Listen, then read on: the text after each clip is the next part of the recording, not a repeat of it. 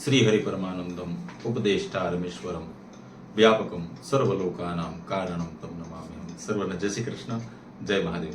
ફરી પાછા આપણે એ જ જ્ઞાન ગંગામાં આવ્યા છીએ અને એ જ જ્ઞાન ગંગામાં બધા ગ્રંથોના દર્શન પણ કરવા છે અને બધા ગ્રંથોની માહિતી પણ લેવી છે. તો આજે આપણે સૌથી પહેલા જે ગ્રંથ લઈ રહ્યા છીએ એ છે શ્રીમદ ગોપાલ પૂર્વ તાપનીય ઉપનિષદ. આ ગ્રંથ શ્રી હરિશંકર શાસ્ત્રી દ્વારા સંશોધિત કરાયેલો ગ્રંથ છે અને ગોસ્વામી શ્રીમદ નિરુદ્ધાચાર્ય દ્વારા સંકલિત કરેલો આ ગ્રંથ છે. અને મણિલાલ ઈચ્છારામ દેસાઈ ગુજરાતી સમાચાર ન્યૂ પ્રિન્ટિંગ પ્રેસ દ્વારા પ્રકાશિત થયેલો આ ગ્રંથ છે અને વિક્રમ સંવત 1984 પ્રકાશિત થયેલો આ ગ્રંથ છે, જેને આજે 98 વર્ષ પૂર્ણ થયા છે. અત્યારે આપણે જે ગ્રંથની ચર્ચા કરી રહ્યા છીએ એ ગ્રંથ એક એવી ઊંચી સાધનાની ચર્ચા કરવાના છીએ કે જ્યાં શાસ્ત્રોની સીમા પૂરી થઈ જાય છે અને ભક્તિના સાગરમાં વિલીન થવું એ જ સર્વોચ્ચમ લક્ષ્ય બને છે. આમાં દર્શાવેલ છે કે આપણા જીવનનો પરમાર્થ શ્રી કૃષ્ણ સાથેનો અખંડ સંબંધ તાપનીય ઉપનિષદમાં પરમ તત્વરૂપ શ્રી કૃષ્ણનું જે સ્વરૂપ દર્શાવવામાં આવ્યું છે તે દરેક બાંધ છોડથી પર છે. તેવા શ્રી કૃષ્ણ ન તો વૈદિક યજ્ઞોથી, ન તો તાંત્રિક ક્રિયાઓથી અને ન જ કોઈ પ્રતિમા પૂજનથી બંધાયેલા છે, પણ ભાવથી, ભક્તિથી અને સંપૂર્ણ આત્મનિવેદનથી એ પ્રાપ્ત થાય છે. શ્રી કૃષ્ણ એ એવા પરમ સત્તા છે જેને અનેક દેવી દેવતાઓ પણ પૂજતા હોય છે. એમનું સ્વરૂપ આનંદમય છે, રસમય છે અને ભક્તિરૂપ છે. તાપનીય ઉપનિષદ કહે છે કે જેના હૃદયમાં શ્રી કૃષ્ણનું સ્મરણ છે, સેવા છે, પ્રણય છે, એ જ સાચો સાધક છે.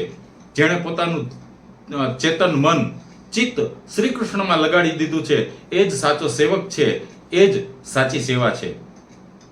સૂક્ષ્મ વિદ્યામાં કહે છે આ સેવા ન કોઈ દાનથી, ન વાણીથી કે જ્ઞાનથી મળે છે, પણ યમે વૈશ વૃણેતિ તેન લભ્યતે. એવો જીવ જેને ભગવાન પોતે પસંદ કરે છે અને એ જ એને પ્રાપ્ત થાય છે. આ સંદેશ કઠોપનિષદ તથા અન્ય ઉપનિષદોમાં સ્પષ્ટતાથી આપવામાં આવે છે. આ તો એક જીવનનું પ્રભુમાં સંપૂર્ણ શરણાગતિનું પ્રકાશપાત છે. આ જીવનમાં જો કોઈ લક્ષ્ય હોય તો એ છે શ્રી કૃષ્ણ પરમાત્મા સાથે અનન્ય ભક્તિ દ્વારા અખંડ સંબંધ સાધવો.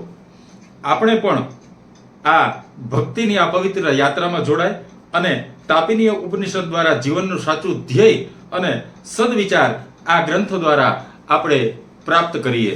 ત્યારબાદ આપણે જે બીજા ગ્રંથના દર્શન કરી રહ્યા છીએ એ છે મહાત્રિપુર સુંદરી વરિવર્ષ્યા વિધિ, જેના સંપાદક ડોક્ટર અવિનાશ ત્રિપાઠી છે અને ભાસ્કર રાયકૃત આ ગ્રંથ છે. આનું પ્રકાશન આરાધન પ્રકાશન વિંદ ભવન કમચ્છા વારાણસીથી પ્રસ્તુત થયેલો આ ગ્રંથ છે, જે આદિશક્તિ જેનાથી સમગ્ર સૃષ્ટિની રચના થઈ છે કે જેના વગર રેતીનો એક દાણો પણ કંપિત થઈ શકે એમ નથી, એ પરાંબા જગત જનની અનેક રૂપે પ્રસિદ્ધ છે. આદિ અનાદિકાળથી દેવતાઓ, દાનવો, ઋષિમુનિઓ માતાઓની ઉપાસના કરી અને પોતાના માટે માંગેલું બધું જ પ્રાપ્ત કર્યું છે. એ પરમ શક્તિનું એક શ્રેષ્ઠ સ્વરૂપ છે, એ છે મહાત્રિપુર સુંદરી. ભગવાન દત્તાત્રેય, નારદજી, દુર્વાસા ઋષિ, લોપામુદ્રા જેવી મહાન આત્માઓએ આ વિદ્યાનો પ્રચાર કર્યો છે. આ ગ્રંથમાં કુલ 8 પલટ છે, જેમાં શ્રી વિદ્યાના આરાધનાનું ક્રમનું તંત્ર સાંસ્કૃતિક વ્યાખ્યાન આપવામાં આવ્યું છે. આ ગ્રંથની વિશિષ્ટતા એ છે કે તાંત્રિક સંધ્યાના વિષય ઘણા ગ્રંથોમાં ઓછી અને અસરકારક રીતે આપવામાં આવ્યા છે, પરંતુ અહીં એનો એક વિશિષ્ટ ક્રમ દર્શાવવામાં આવ્યો છે જે અદ્ભુત છે. એ છે તાંત્રિક સંધ્યાનો વિષય. નાથ સંપ્રદાયના તંત્રીય સૂત્રો અને પ્રાણ પ્રતિષ્ઠા જેવા વિધિઓમાં અદ્ભુત ગૂઢતા જોવા મળે છે, જે આપણને આ ગ્રંથમાં વર્ણન મળે છે. ચક્રન્યાસ વિધિઓ, ન્યાસ પદ્ધતિઓ શ્રી વિદ્યા સાધના પથમાં અનિવાર્ય છે, જે આપણને આ ગ્રંથમાં સ્પષ્ટ માર્ગદર્શન આપે છે. આ ગ્રંથ પાંડુલિપિકૃત છે. ભાસ્કર રાયજીએ શ્રી વિદ્યાના અનેક અદ્ભુત ગ્રંથોનું સર્જન કર્યું છે, પણ આ પાંડુલિપિ હજુ સુધી પ્રકાશિત ન થઈ શકી હતી. પણ સંપૂર્ણાનંદ સંસ્કૃત યુનિવર્સિટીના કુલપતિ ડોક્ટર વિદ્યાનિવાસ મિશ્રજીની પ્રેરણાથી આ ગ્રંથ આજે આપણી સામે છે. અને આ ઉપાસના વિધિ સાધકો માટે એક અજવાસ છે, એક શ્રદ્ધામય શિખર છે. કારણ એટલી બધી દુર્લભ માહિતી આપણને પ્રદાન કરતો આ ગ્રંથ છે, જે ખરેખર ખૂબ જ અદ્ભુત ગ્રંથ છે. કારણ માત્ર એટલું જ છે કે આ ગ્રંથ માત્ર શાસ્ત્રીય જ્ઞાન નહીં, પરંતુ સાધનાત્મક દ્રષ્ટિએ પણ અત્યંત ઉપયોગી છે, જ્યાં સાધક પોતાની જાતને ભૂલી અને પરમ તત્વને પામી શકે છે. મહાત્રિપુર સુંદી વરિવશ્યા આ માત્ર ગ્રંથ નથી, આ આધ્યાત્મનો અંતઃ સાગર છે. ત્યારબાદ આપણે જે બીજા ગ્રંથની દર્શન કરી રહ્યા છીએ એ છે યંત્ર મંત્ર કલ્પ સંગ્રહ.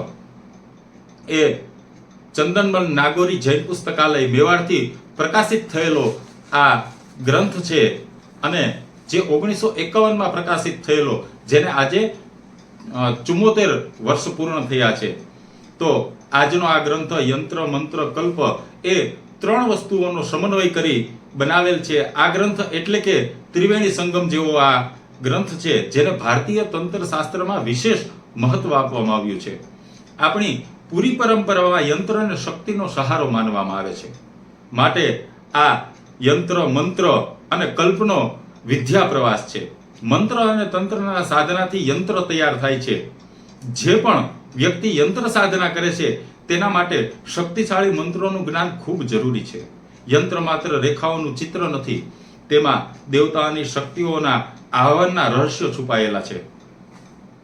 યંત્રનો ઉપયોગ આધ્યાત્મિક સિદ્ધિઓ માટે, આરોગ્ય માટે, સમૃદ્ધિ માટે તથા શત્રુના નિવારણ માટે થાય છે. બીજા પણ અસંખ્ય કાર્ય માટે સિદ્ધ યંત્રનો ઉપયોગ થાય છે. એમાં વિશેષ માહિતીમાં યંત્ર લખવાની યોજના અને વિધાન બતાવવામાં આવેલા છે.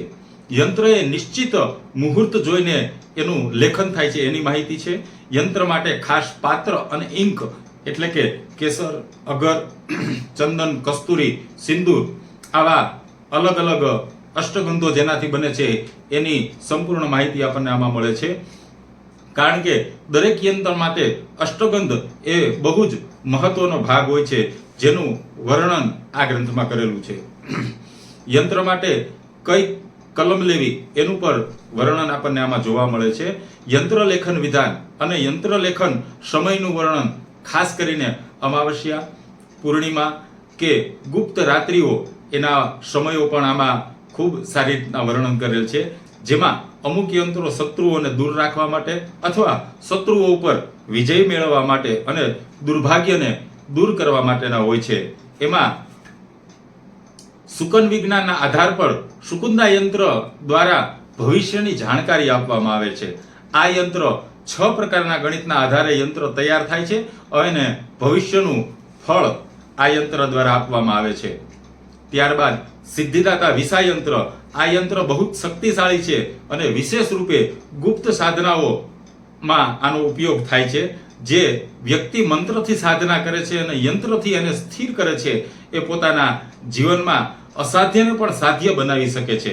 તો આવા અદ્ભુત 200 જેટલા યંત્રોની માહિતી સભરનો આ ગ્રંથ જીવનની ઘણી બધી ગુથીઓને ઉકેલવામાં આપણી મદદ કરે છે. એ છે યંત્ર મંત્ર કલ્પ સંગ્રહ. તો આજે આટલા ગ્રંથોના આપણે દર્શન કર્યા અને આટલા ગ્રંથોની માહિતી પણ મેળવી. આગળ બીજા ગ્રંથોના પણ આપણે દર્શન કરશું અને બીજા ગ્રંથોની પણ માહિતી મેળવશું. ત્યાં સુધી સર્વને જય શ્રી કૃષ્ણ, જય મહાદેવ.